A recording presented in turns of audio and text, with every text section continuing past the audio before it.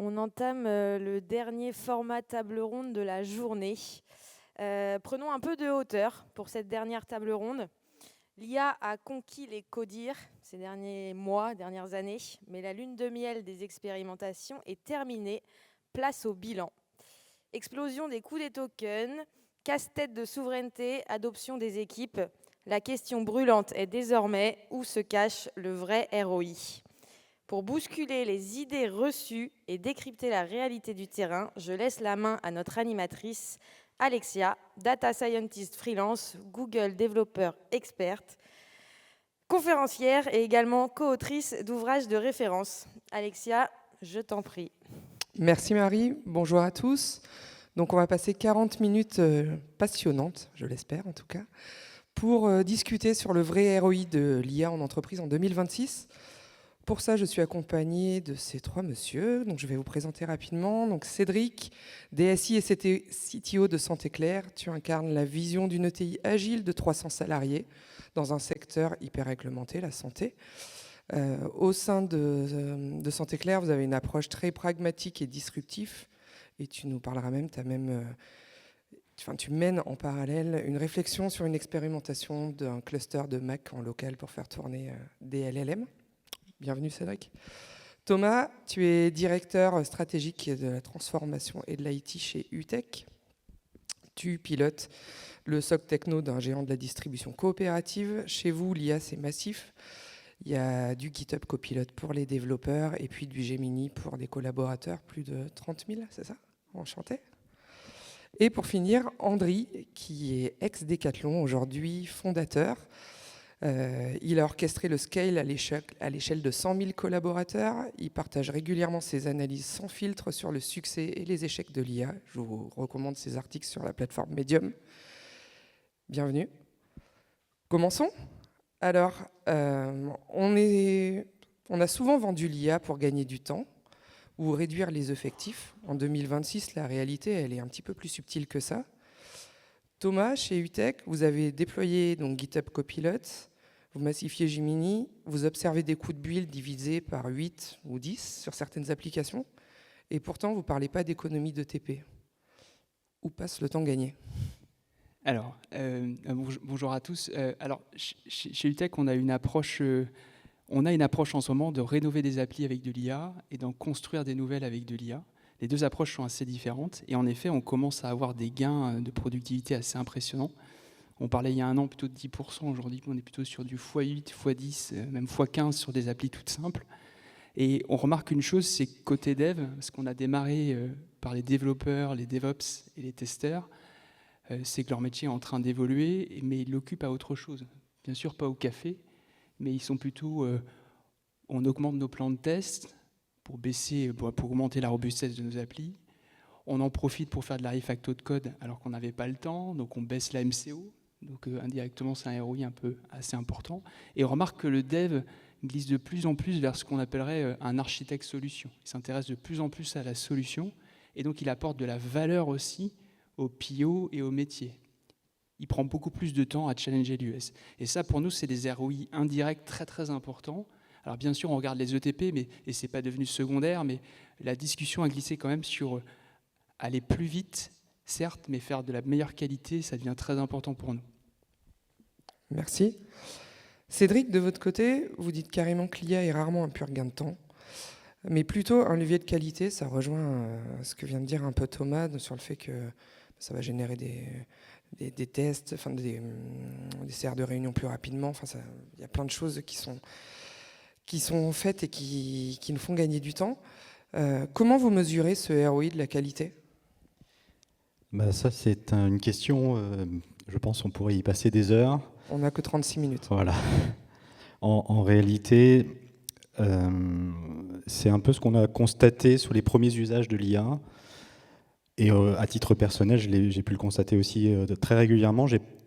À la fin, quand je fais le bilan du temps que j'ai passé à réaliser l'attendu, j'ai peu ou prou passé le même temps, sauf que ce que j'ai livré est d'une bien meilleure qualité. Ça tient aussi à l'outil, à sa façon de fonctionner, à sa façon aussi de flatter un peu l'ego. Donc on a tendance à rester dessus, à itérer, à aller un peu plus loin, à faire petits trucs en plus qu'on n'aurait peut-être pas fait si on n'avait pas eu cet outil-là. Et on constate qu'il y a une qualité de vie au travail aussi qui se dégage des usages au sein de l'entreprise Santéclair. On a déployé l'IA à plusieurs niveaux et le gain de productivité au niveau des métiers, des fonctionnels, il n'a pas été si significatif que ça parce qu'on voit aussi qu'eux se prient au jeu de produire quelque chose d'un peu plus fin, d'un peu plus précis. Et donc à la fin, le temps, si on calcule le ROI que sur le temps gagné, c'est pas si significatif que ça au sens pas de l'accélération de ce qu'on produit, mais plus de la finalité, à quel moment on se décide d'arrêter. Donc il y a un enjeu aussi de surqualité qu'il faut réussir à maîtriser avec ces outils-là. Et donc comment on mesure ça? On ne le mesure pas vraiment, malheureusement, aujourd'hui, parce que nos KPI ne sont pas adaptés à ça. Nous, on a des KPI très adaptés à la quantité, les KPI qui mesurent la qualité produite au regard de ce que l'IA produit. C'est, je pense, un défi à relever maintenant pour les entreprises qui déploient l'IA. Ok, merci beaucoup. Andri, tu as connu le scale chez Decathlon. Tu défends l'idée que le gain est souvent individuel au départ, mais que le plus dur reste l'adoption globale. Donc, je vous relance sur ces articles Medium qui sont vraiment passionnants. Peux-tu nous en dire plus sur ce que tu appelles les 3 étapes de l'échec de l'IA en 2026 ? Et c'est quoi cette notion de dette cognitive qui remplace la dette technique ? Alors, je pense que dette cognitive, je ne vais pas rentrer tout de suite dedans. On en a pas mal parlé aujourd'hui. Par rapport à ta première question, donc, pour info, la Data Factory est en fait une plateforme data et AI chez Decathlon. Donc, on accompagne des équipes internes qui vont développer des solutions basées sur la data ou l'IA. Et donc, on a accompagné, je pense, presque une centaine de projets comme ça sur les 2 dernières années. Et c'est ce que j'ai remarqué dans la plupart de ces projets, c'est qu'ils viennent pour avoir des outils techniques, de la méthodologie technique. Et ça, c'est la première étape où les projets plantent. C'est « OK, j'ai pas la connaissance, je n'utilise pas les bons outils ». Et en fait, ça, c'est un problème simple. La plupart des boîtes aujourd'hui l'ont résolu. Je pense que la plupart des gens dans ce public ont passé cette étape-là. Créer un POC IA, maintenant, c'est ultra facile. Par contre, le vrai problème devient l'étape d'après. OK, j'ai créé un outil, qu'est-ce que j'en fais? Est-ce que les utilisateurs veulent vraiment l'utiliser? Est-ce qu'il y a de l'engagement? Est-ce que c'est utilisé, quoi? Et là, je pense que 80% des projets qu'on a vus fail parce qu'ils ont résolu un problème qui existait dans leur tête. Ça a peut-être unitairement sur leur productivité personnelle, ça a marché. Mais je suis en train de faire un bot RH, ça résout mon cas à moi. Par contre, ce n'est pas du tout les mêmes informations dans l'équipe d'à côté ou même mon collègue. Du coup, ça passe pas l'adoption. Et vraiment, sur les quelques projets que j'ai vus qui passaient cette étape-là, où en fait, il y avait de l'utilisateur, des utilisateurs, il n'y a quand même pas de ROI derrière dans le sens business, parce qu'un gain de productivité n'est pas égal valeur pour l'entreprise. Parce que qu'est-ce qu'on fait avec cette productivité? Est-ce que du coup on vend plus? Est-ce qu'on fait plus de qualité qu'on a parlé et on vend plus cher? Est-ce qu'on réduit le TCO et du coup on vire les gens? Tout ça, en fait, c'est ce que j'appelle le 3e niveau de failure. C'est en fait un ROI IA doit d'abord être ancré dans une stratégie, une vision portée par l'entreprise, encadrée par l'ensemble des employés pour dire, OK, en fait, la solution, on va pouvoir la créer, mais comment on s'aboutit vers de la valeur, comment on transforme la boîte avec et comment on engage tout le monde pour que tout le monde pousse dans le même sens. C'est ça qui fait le ROI final. Ok, merci. Je pense qu'on a bien répondu à cette première question que finalement, on va gagner du temps, mais on va le réinvestir dans autre chose pour que ce soit du bien-être plus sur les salariés ou faire un projet, un produit de meilleure qualité. L'addiction aux grands modèles, on va en parler un petit peu, surtout que c'est très tendance depuis le début de la semaine. Actuellement, on paye aux tokens, les tokens coûtent de plus en plus cher. La flexibilité devient une stratégie un petit peu de survie. Andri, si on reste sur le scale, chez Decathlon, le test de Gemini Entreprise, ça pourrait complètement percuter le mur du pricing model. Penses-tu qu'il faut investir dans la flexibilité des providers plutôt que dans l'optimisation immédiate? Oui, tout à fait. Question suivante. Non, en fait, ouais, pour revenir un petit peu sur les choix qui ont été faits chez Decathlon sur les 2-3 dernières années. Donc déjà sur on a un engagement Google, donc Google Office, etc. Et du coup, Gemini, c'était un peu un des choix naturels pour la Gen AI, donc il y a 2 ans quand ça a apparu. On a des licences aujourd'hui, je pense, pour l'ensemble des 100 employés qui utilisent Gemini. Et quand l'agentique a commencé à prendre l'ampleur l'année dernière, on a étudié donc Gemini Enterprise pour déployer des solutions agentiques, sauf que là, le prix de la licence n'est pas le même. Et un agent créé par quelqu'un qui va être amené à utiliser par tout le monde, en fait, tout le monde a besoin d'une licence. Et du coup, tout de suite, le coût de déploiement, et justement, c'est la deuxième étape, l'adoption devient très, très cher. Et on se retrouve à finalement privilégier une solution construite maison avec peut-être du open source, des choses comme ça.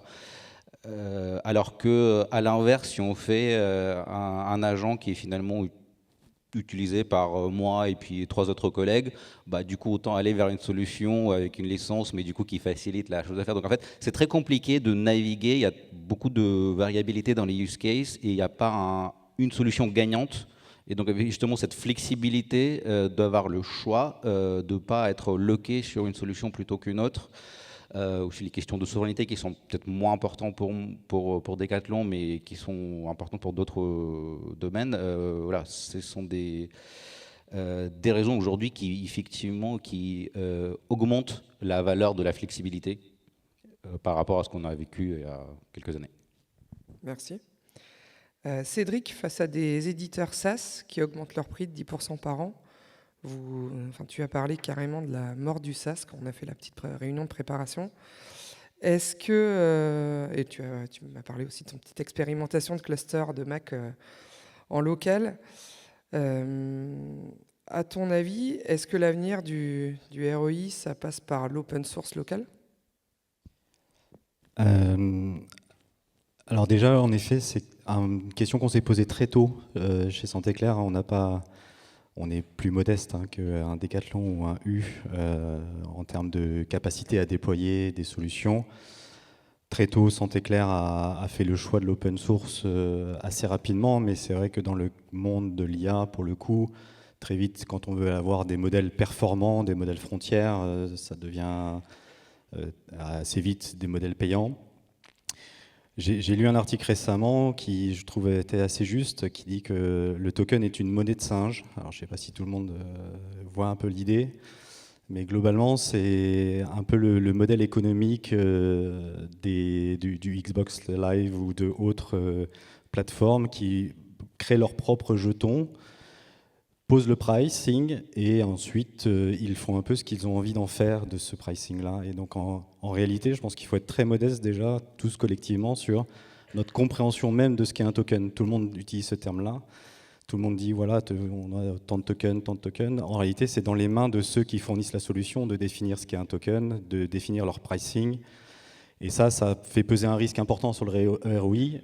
D'autant plus que désormais, ça s'est vérifié, parce que d'après ce que j'ai compris, il y a eu des augmentations tarifaires récentes assez significatives, et ce n'est pas prêt de se diminuer. Et donc dans ce contexte-là, je pense qu'on revient un peu à quelque chose de raisonnable au niveau des entreprises, de se poser la question, et c'est quelque chose qui a déjà été abordé dans d'autres tables rondes, de la bonne utilisation du token. Ça devient une valeur qu'il va falloir réussir à identifier comme étant... Est-ce qu'elle est nécessaire? Est-ce qu'elle va me produire une valeur qui va amortir les coûts? Et par ailleurs, est-ce que du coup, j'aurais pas intérêt, et là je reviens sur la question de départ, j'aurais pas intérêt à aller chercher des modèles locaux, peut-être un peu moins performants, un peu moins puissants, mais qui en réalité vont répondre à 80% de mon cas d'usage. Tant que le token n'était pas cher, il y avait un côté très facile, quoi. On prenait un modèle, un Claude, Opus 4.6, 4.7, 4.8, celui que vous voulez, un Gemini, etc. Puis on mettait à peu près tout dedans, en fait.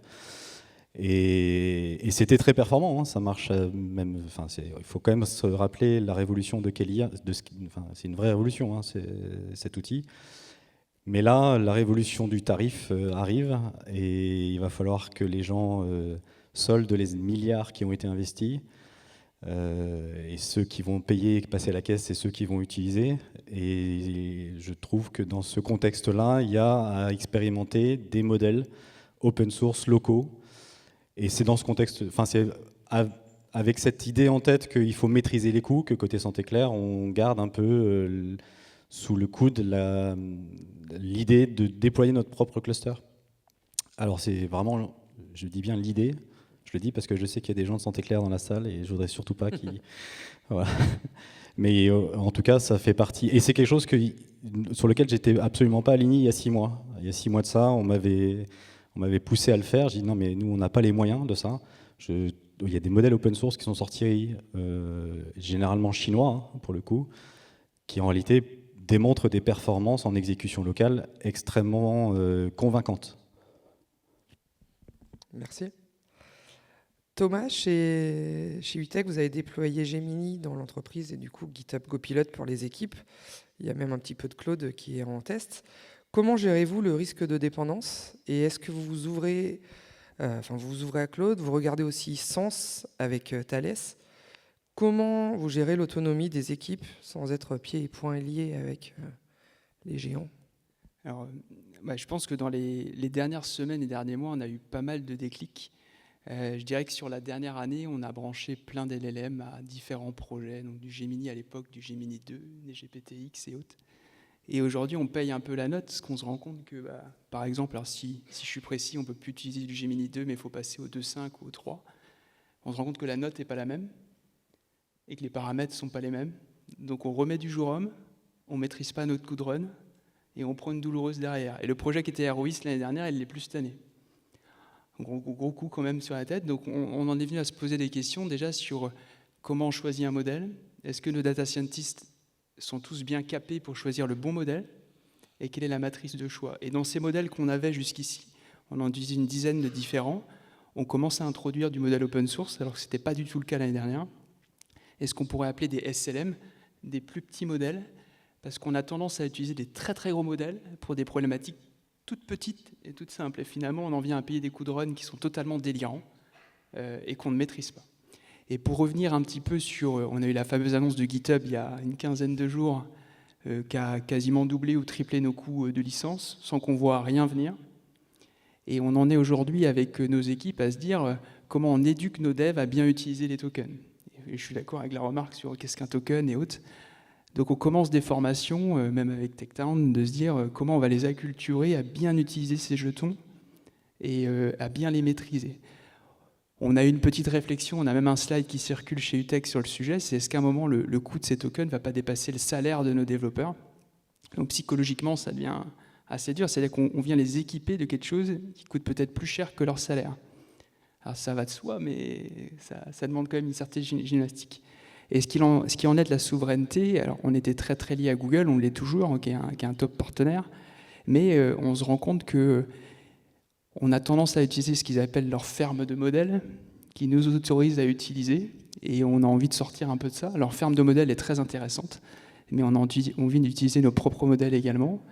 Et comme le disait mon collègue tout à l'heure, on se pose la question de commencer à héberger nos propres modèles pour des problématiques toutes simples, sur des petits modèles. Pourquoi on irait créer une dépendance qui n'est pas forcément utile et qui rassurerait aussi nos métiers. Et je terminerai sur un dernier point qui est plus côté data. On a un challenge assez important sur comment développer des moteurs intelligents qui choisissent le bon modèle. Je m'explique, si je reviens sur mon Gemini 2 tout à l'heure, ça se trouve aujourd'hui, il vaut mieux utiliser un GPT sur ce même modèle. Et finalement, on ne teste pas en amont le bon modèle, le plus pertinent par rapport à la problématique. Est-ce qu'on peut automatiser ces phases-là qui nous aideraient à changer de modèle automatiquement en tout cas lors de l'évolution de nos produits. Donc la souveraineté, pour nous, on y répond un petit peu comme ça, donc open source, petit modèle, et bien sûr faire attention à l'évolution de ces coûts de run, bien les maîtriser surtout. Ce n'est pas forcément un problème qu'ils augmentent du moment qu'ils sont maîtrisés et prévus, comme ne pas refaire ce qu'on vient de vivre avec GitHub par exemple, qui n'est pas du tout anticipé et qui est plutôt suivi. Ok. Lors de la réunion de préparation, vous m'avez parlé de Service as a Software, donc remplacer des outils SaaS par des agents IA custom qui seraient codés en interne dans vos sociétés. La question s'adresse à tous les trois. Pensez-vous que l'IA agentique va tuer les éditeurs de logiciels traditionnels d'ici 5 ans ? Alors, oui et non. Voilà, une réponse de Normand. Merci. Disons, si le modèle économique reste ce qu'il est aujourd'hui, très nettement, ceux qui ne shifteront pas de modèle économique finiront par mourir petit à petit. Ça tient, alors pour Santé Claire, en tout cas dans la vision que j'en ai, ça tient beaucoup à qu'est-ce qu'on est allé chercher finalement auprès de ces éditeurs quand on a introduit des solutions SaaS.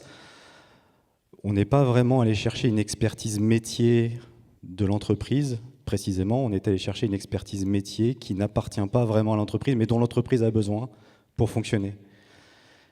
Et donc c'est un accélérateur finalement. Ça évite d'investir dans le développement de l'outil, dans le run de cet outil, etc.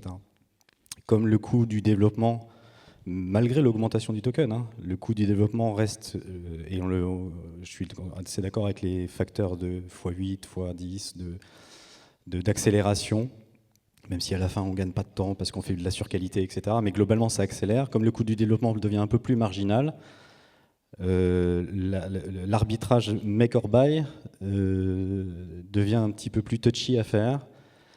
Et le make devient un peu plus sexy aussi, puisque on le sait tous, quand on achète des solutions sur étagère, 80% de la solution répond à notre problématique, et ça représente 20% de l'investissement en temps d'intégration de la solution. Et puis 20% de la solution est à adapter, et elle représente 80% de l'intégration. C'est les fameux 80-20 qu'on a assez souvent dans les intégrations de solutions tierces. Là, on va pouvoir produire un outil qui à la fois est générique, un système de ticketing, un SIRH, voilà, c'est relativement générique, et en même temps qui va, dès le départ, si on a les bonnes personnes au sein de l'entreprise, et c'est quand même ainsi important, mais si on a les bonnes personnes au sein de l'entreprise, on peut prototyper très vite quelque chose de livrable, quelque chose qui a de la valeur pour l'entreprise, sans que la barrière de la mise en production et d'un code propre développé rapidement pose problème. Donc ceci dit, si les éditeurs de logiciels continuent à vendre finalement et à se nourrir sur le dos de la bête, très nettement, leurs logiciels comme aujourd'hui, je pense qu'en effet, ça ne va pas le faire. Il va falloir à la fois qu'ils revoient leur marge, très nettement, à mon avis, et ça ne suffira même pas parce qu'il faudra aussi qu'ils soient capables de finalement devenir eux-mêmes leur propre intégrateur, avec du coup une vraie compétence dans l'optimisation de l'usage de tokens pour adapter leur outil aux entreprises. Et ça, il va falloir c'est mon opinion en tout cas, je pense que oui, s'ils ne shiftent pas, dans 5 ans, la messe est dite. Je compléterai un petit peu, nous on est hyper inquiets pour les éditeurs et aussi pour les ESN, qui n'ont pas anticipé le changement de modèle ou qui ne l'anticipent pas assez. On voit une grosse différence on voit des gros éditeurs comme Salesforce qui ont limite encore un coup d'avance et des petits éditeurs qui nous inquiètent beaucoup, et on voit la même chose dans les ESN. Donc on est quand même inquiet parce qu'on bosse avec eux tous les jours et on en a besoin. Et on a une réflexion, c'est que la plupart des outils SaaS avec qui on travaille, on n'en utilise que 10-20%. Donc on a demandé 2 choses à nos équipes, c'est quand on re-signe des contrats avec des outils SaaS, c'est arrêter de s'engager sur 3 à 5 ans. Parce que vu comment ça bouge en ce moment, si on se tank 5 ans avec un outil SaaS et qu'il augmente 10 points par an, malgré l'IA, on est tous mal barrés. Donc l'engagement est en train de se réduire. Et la question qu'on se pose sur des petits éditeurs SaaS, si on utilise 10% de la solution, on pourrait être amené à refaire du MEC. Donc c'est assez frustrant comme situation. J'ai pas trop de pitié pour ceux qui se sont gavés pendant des années et qui n'ont pas forcément apporté de valeur. Mais pour ceux qui ont créé vraiment de la valeur et qui se retrouvent dans l'impasse, on a un peu mal quand même. Il y a quelque chose qui est en train de se passer. Donc pour les gros qu'on rencontre, on sent quand même qu'ils sont en train de bouger. Pour les petits et middle market, on est assez inquiet et on se pose la question du mec. Donc il faut observer au cas par cas, je pense. Ok. Thomas, tu parlais des... Pardon, excuse-moi. Moi, je veux bien participer. Vas-y, excuse-moi. Non, il n'y a pas de souci. Je voulais rebondir sur ce que tu disais, effectivement. Moi, je ne crois pas trop dans la mort du SaaS, mais je pense que très clairement, la limite entre build et buy est vraiment en train de partir côté build. Ça devient beaucoup moins cher de construire, donc plein de choses qu'on achetait avant, ça ne vaut plus le coup. C'est pas binaire, c'est pas tout ou rien. Et je vais me tirer une balle dans le pied en faisant une prévision dans le monde de l'IA. Ça bouge super vite, donc c'est dangereux, mais c'est pas grave. Moi, je crois pertinemment qu'il y a un truc qui va changer, qui est la spécialisation du développeur. Donc, si je demande à la salle qu'est-ce que vous faites exactement, vous allez me dire je suis un dev front-end, back-end, data, full stack, peu importe. Par contre, vous n'allez pas me parler de si vous bossez dans l'assurance, l'éducation, la banque, retail, etc. Et je pense que cette connaissance métier, mais technique, comment je fais de l'informatique pour le retail, pour la santé ou pour autre chose, va devenir beaucoup plus importante. Donc en fait, l'encodage des règles métiers, etc. Et en fait, on va dire, je suis un informaticien de la banque, et par contre, je sais faire tout parce que de toute manière, c'est l'agent qui fait, quoi. Et moi, je suis juste en train de l'encadrer, vérifier que ça marche, etc. Et je pense que les SaaS qui vont réussir à passer ce cap, ils vont faire cette adoption, ils vont se spécialiser dans des niches ou les domaines et en fait porter cette connaissance métier, mais de manière technique. Donc en fait, on va devenir des généralistes techniques et des spécialistes domaines, même nous les devs. On dit que le Shadow IT se transforme en Shadow AI, on voit bien que les métiers veulent aller vite. Thomas, tu parlais des ESN. En effet, les ESN, faut qu'elles s'adaptent un peu comme tout le monde. Et elles vendent en direct souvent des solutions en direction métier. Et la DSI est parfois contournée. Mais toujours blâmée si les projets ne marchent pas. Du coup, Thomas, toi qui es passé d'un modèle décentralisé à une IA Factory tech et produit, donc plutôt tech, plus près des métiers, vous voulez redécentraliser. Comment fixer un cadre sans brider l'autonomie ? Oui, alors on avait un modèle à l'époque, comme peut-être dans pas mal de boîtes, c'était un moment la mode, c'était de rapprocher les data scientists au plus près du métier, ce qui est une idée qui fait sens. Le problème, c'est que si vous n'avez pas de porte-avions central, ça devient vite le bordel général quand même. Parce que chaque data scientist a sa manière de faire, et s'il n'y a pas un minimum de cadre, de mon point de vue, c'est la mort assurée à l'échelle d'un groupe sur l'IA. Et donc on a monté une IA Factory en se disant il faut qu'on ait un porte-avions fort qui donne les règles du jeu et qui peut aussi aider des équipes, parce qu'il y a des métiers qui sont capables d'embarquer 3-4 personnes, data engineer, data scientist, pas de problème, mais d'autres qui ont besoin d'un data engineer ou d'un data eng, je veux dire sur 1 ou 2 projets dans l'année. Donc l'idée, c'est d'avoir un organe central fort qui donne toutes les règles, qui donne en tout cas les cadres de jeu à l'ensemble de cette data scientist et qui forme plutôt une communauté avec ce modèle décentralisé dans nos équipes métiers. Et qui à la fois sait faire et sait déléguer à ses équipes. Donc j'irais plutôt sur un modèle hybride. Nous, on est revenu sur du centralisé temporairement pour se rebrancher à nos métiers ensuite, parce qu'on était parti un peu à l'envers sur cet aspect-là. Donc on croit plutôt dans ça pour passer à l'échelle et ensuite, en tout cas, des échanges de bonnes pratiques. Je peux vous donner 1 ou 2 exemples, mais la plupart des data scientists, que vous fassiez par exemple de l'appro ou des achats, les algos sont souvent les mêmes. Le reuse est quand même hyper important. Et on a beau dire ce qu'on veut, mais entre métiers, ça ne se parle pas beaucoup. Donc avoir ce porte-avions permet aussi d'échanger les bonnes pratiques, les bons algos. Et tout ce qu'on vient de se dire avant, dans les questions d'avant, quand vous voulez sensibiliser vos communautés, vous avez quand même besoin d'un organe central. Du moins, c'est ce qu'on pense. Okay. Andri, cela fait écho au CDO de Decathlon qui dit de l'autonomie, mais pas de l'indépendance. Comment l'AI Factory peut prouver sa valeur quand les métiers veulent aller plus vite que la musique ? Ça, c'est la question clé. Tu as 11 minutes. Comment ? Tu as 11 minutes. Max. 11 minutes, ok. Oui, je pense qu'en vrai, ça c'est, en tout cas dans des grosses organisations, j'ai l'impression que c'est vraiment la question qui est dure à craquer, parce que quand on veut centraliser les choses, évidemment, ça permet d'avoir plus de contrôle, plus de gouvernance, on dépense moins, c'est rationalisé, mais ça veut dire aussi qu'on va moins vite. Donc il faut le faire dans les cas où on sait où on veut aller. Je pense qu'aujourd'hui, avec l'IA, personne ne sait où on va, donc en fait, il faut donner cette liberté aux équipes métiers, aux équipes de domaines décentralisés, d'expérimenter vite, d'écarter des hypothèses. Et justement, l'IA est faite pour ça. En fait, c'est parfait. On peut faire des prototypes très rapidement. Par contre, il y a une partie de méthodologie d'acculturation, de dire ça, c'est du POC. Faut montrer si ça marche pas. Mais si on veut le mettre à l'échelle, c'est pas toi dans ton équipe sur le bord de l'orga que tu vas déployer une solution pour 100 000 employés. En fait, tu n'as pas les reins solides, tu ne connais pas toute l'infrastructure dont tu as besoin pour ça. Donc, prouve ton use case business, remets-le en centrale à une équipe qui va pouvoir le scaler et finalement, chacun fait son truc. Côté business, tu vas expérimenter, rester au niveau du marché qui évolue très très vite. Dans une factory centrale, tu vas pouvoir scaler et en fait, tu vas vivre à un rythme différent.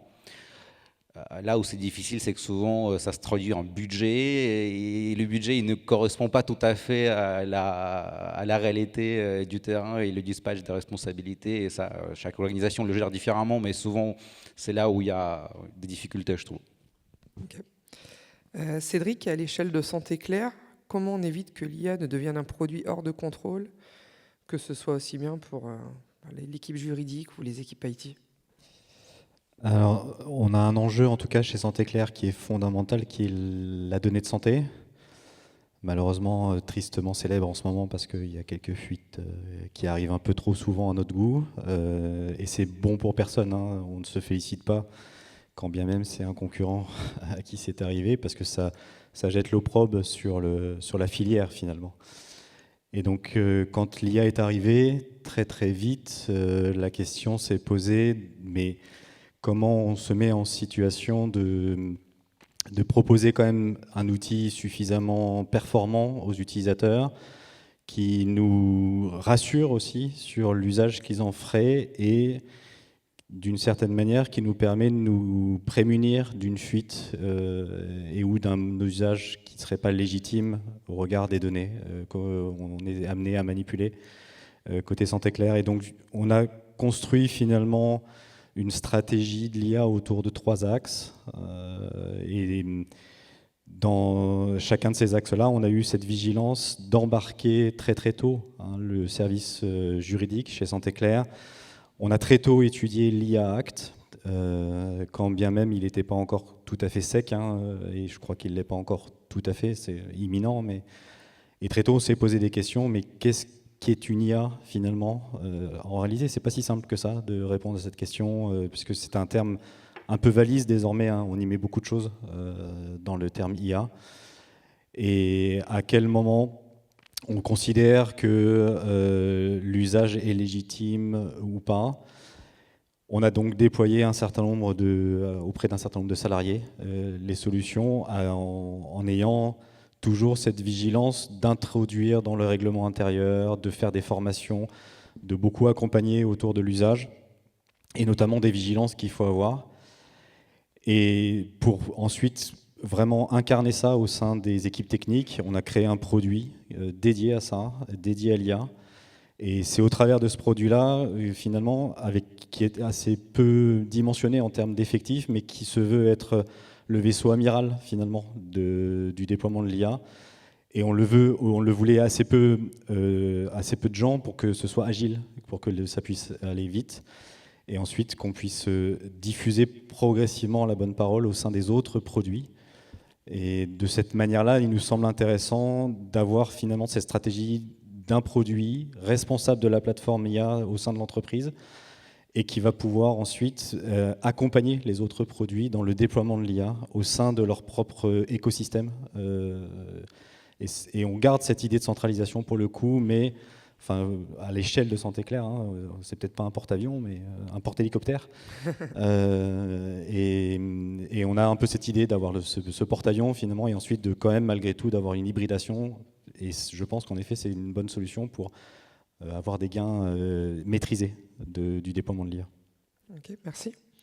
On arrive au terme de cette table ronde. Je vais vous laisser la parole pour que vous donniez un ultime conseil pour garantir le ROI de l'IA d'ici la fin 2026. On ne va pas aller beaucoup plus loin parce que déjà, ça bouge vite. Donc, si vous avez un conseil à donner chacun, je vous laisse la parole. Moi, le conseil rapidement que je donnerais, c'est de ne pas s'interdire, de ne pas être rentable. Ce sont des outils révolutionnaires, il faut y aller, il n'y a pas de débat. Et donc, je pense que le conseil, c'est aller chercher des sous pour déployer. Faites ce qu'il faut pour que les équipes, enfin, la direction générale vous laisse les moyens de déployer ces outils-là. Ok, merci.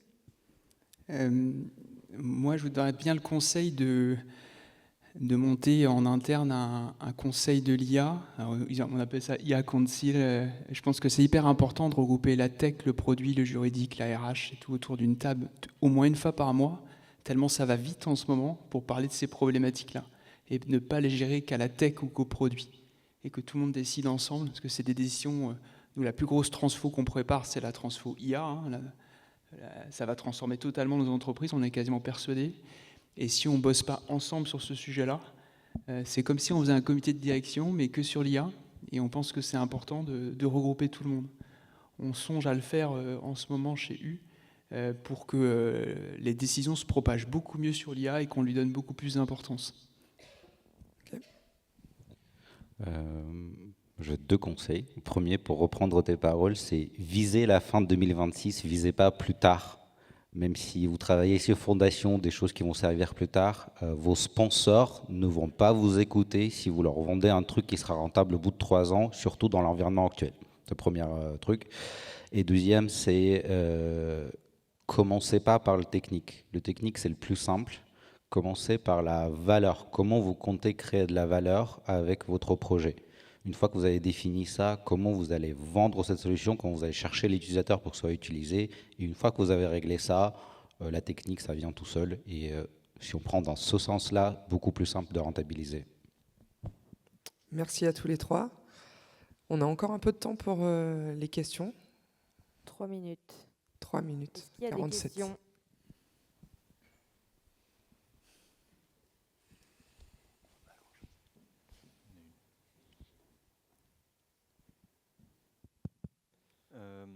Merci pour la table ronde.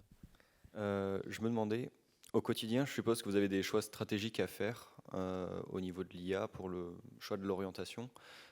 Quels sont les KPI, quels sont les arguments que vous voyez au quotidien, dans votre quotidien, ou que vous voyez que les gens utilisent pour définir si oui ou non un projet doit être continué, quand la mesure du coût et la mesure du gain, comme je l'avais mentionné, étaient un peu compliquées? Je commence un petit peu, mais alors, nous, l'indicateur phare qu'on avait en 2026, c'est la productivité. Donc, le projet devait créer de la productivité. Avant le chiffre d'affaires, assez étonnant pour un retailer, la productivité a dépassé le chiffre d'affaires pour la première année. Parce qu'avant, un projet sortait que s'il te rapportait du CA supplémentaire. Là, il sort s'il te permet de gagner en productivité sur tes équipes. Donc, c'est un indicateur qu'on regarde de très très près. Et pour rentrer un peu dans les détails, on essaye de définir des taux d'adoption de nos IA, de voir si elles sont fortement utilisées ou fortement adoptées.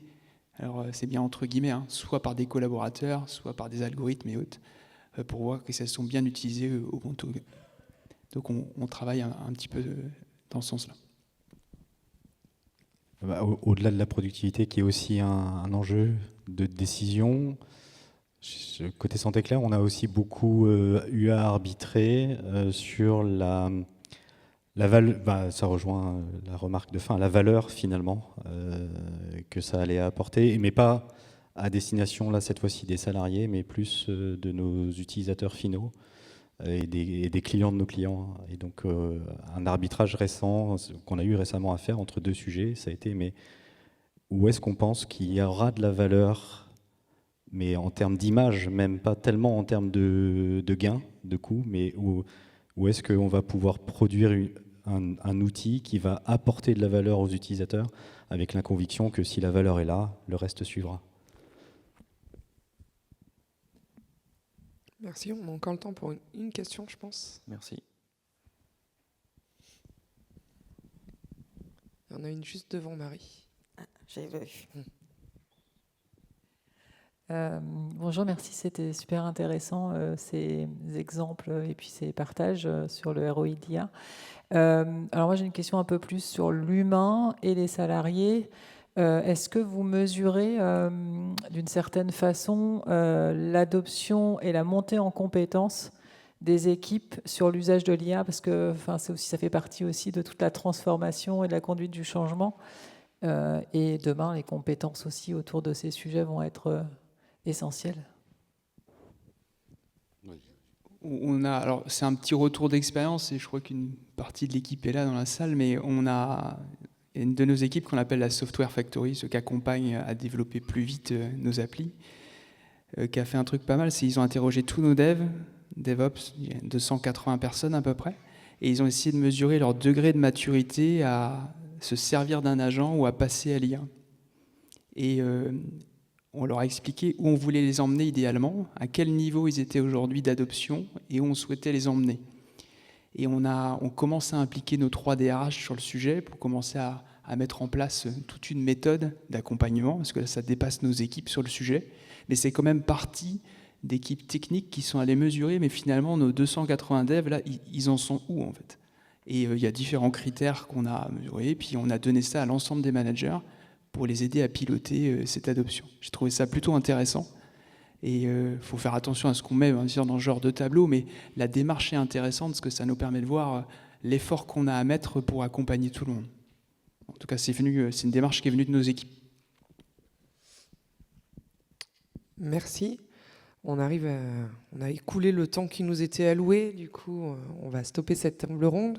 Je pense qu'on peut applaudir très fort les 3 personnes qui ont brillamment répondu à toutes les questions.